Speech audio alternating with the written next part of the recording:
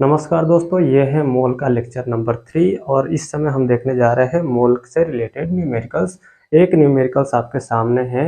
What is the mass of carbon in 1 moles of carbon atom. एक mole carbon atom में जो carbon का मास है वो टोटल कितना होगा वो हमें पता करना है। तो इसके लिए हम क्या करेंगे, हमें पता है वी नो दैट, क्या पता है कि 1 मोल इक्वल होता है 1 मोल इक्वल होता है किसके 6.022 इंटू 10⁻23 पार्टिकल।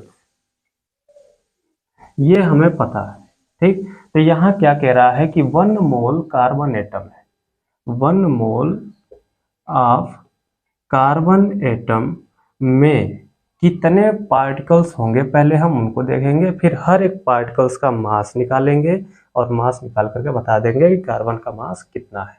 तो 1 मोल कार्बन एटम में इतने पार्टिकल्स होंगे क्योंकि 1 मोल इतने के बराबर होता है।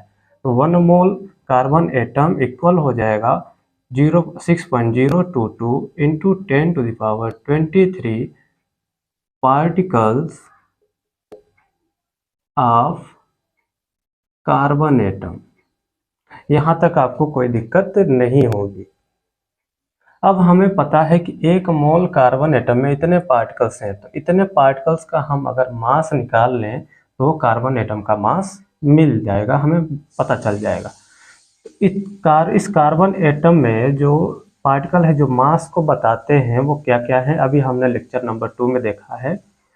तो इस कार्बन एटम में जो मास है, ठीक, वो कहाँ से पता चलता है, प्रोटॉन और न्यूट्रॉन से पता चलता है। तो हमें पता होना चाहिए कि इस कार्बन एटम में कितने प्रोटॉन और कितने न्यूट्रॉन होते हैं। जब उतना पता चल जाएगा तो हम उसका मास टोटल करके फिर इतने पार्टिकल्स में उसका मास कैलकुलेट कर लेंगे। तो इस कार्बन एटम में टोटल कितने प्रोटॉन होते हैं, टोटल 6 प्रोटॉन होते हैं और न्यूट्रॉन कितने होते हैं, 6 न्यूट्रॉन होते हैं। अगर हम कार्बन 12 की बात करें तो यहाँ से इतने प्रोटॉन हो गए और इतने न्यूट्रॉन हो गए, क्योंकि यहीं से इनका मास लिया जाता है, इलेक्ट्रॉन को हम कंसीडर नहीं करते हैं। तो इसका मास कितना हो जाएगा टोटल, आपको पता होना चाहिए कि प्रोटॉन और न्यूट्रॉन का मास लगभग सेम होता है। कितना होता है, 1.67 इंटू 10⁻24 ग्राम होता है। इतना मास होता है दोनों का। तो इतना मास हम दोनों का अगर अलग कंसीडर कर लें तो कितने हो जाएंगे, 6 प्रोटॉन 6 न्यूट्रॉन, 6 और 6 मिलकर के कितने हो जाएंगे, 12।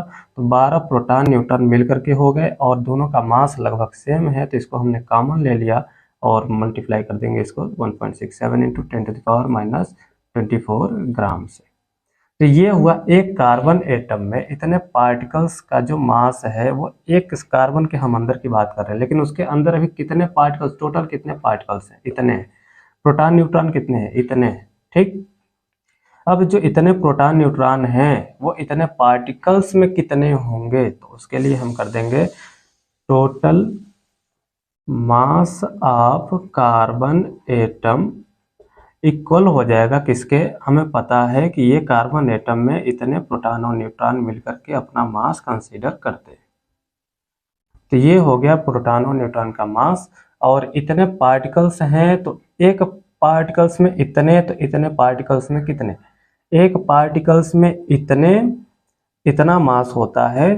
तो 6 पॉइंट इतना मास, जो इतने पार्टिकल्स हैं उसमें कितना मास होगा, तो उतना हम टाइम्स प्लस प्लस करते चले जाए या फिर साथ डायरेक्ट हम क्या कर दें, मल्टीप्लाई कर दें। तो यहाँ हमने कर दिया मल्टीप्लाई। यहाँ से कैलकुलेट करने पे जो इसका मास आएगा वो लगभग 12 के अराउंड आएगा, 12 ग्राम। ये 12 ग्राम इसका क्या हो जाएगा, मास हो जाएगा। तो यहाँ से हमें पता चल गया कि carbon atom, 1 mole carbon atom में टोटल कितना मास होता है, 12 ग्राम होता है। अगर किसी को कैलकुलेशन नहीं आ रहा है तो आप सबसे पहले इस पावर वाले को सॉल्व कर लें। जब पावर वाले को सॉल्व करेंगे तो क्या होगा, 23 प्लस में है, 23 माइनस में है, 10⁻23 10⁻24 है। इन दोनों का जब हम मल्टीप्लाई करते हैं तो पावर हो जाता है ऐड, और जब पावर ऐड करेंगे तो ये क्या हो जाएगा 23 कैंसिल हो जाएगा 24 से, और यहाँ एक ज़्यादा है तो एक माइनस में रह जाएगा। ठीक, फिर इसको थोड़ा सा हम राउंड ऑफ करके सॉल्व करें कि इसको 6 से इसमें मल्टीप्लाई कर दें तो अप्रॉक्सीमेटली 1.2 के अराउंड कैलकुलेशन आता है जब इतने को हम सॉल्व करते हैं तो। अब 1.2 से हम मल्टीप्लाई कर दें 12 में, और इसको भी हम अप्रॉक्स मान लें 1, तो कितना हो जाएगा 12। अब आपको ये होगा कि सर यहाँ तो 1.2 है तो यहाँ मास भी थोड़ा सा चेंज तो होगा ही, बिल्कुल चेंज होगा, हम उसकी बात नहीं कर रहे हैं क्योंकि उतना चेंज होगा, आपको भी पता है हमें पता है, और मास उतना ही होता है, एग्जैक्ट मास हम कैलकुलेट नहीं कर पाएंगे। ठीक, तो यहाँ पर इसका हम अप्रॉक्सीमेटली कितना बता रहे हैं 12 ग्राम इसका मास आ जाता है। अब अगला क्वेश्चन अगले लेक्चर में, तब तक के लिए हमारे साथ बने रहिए।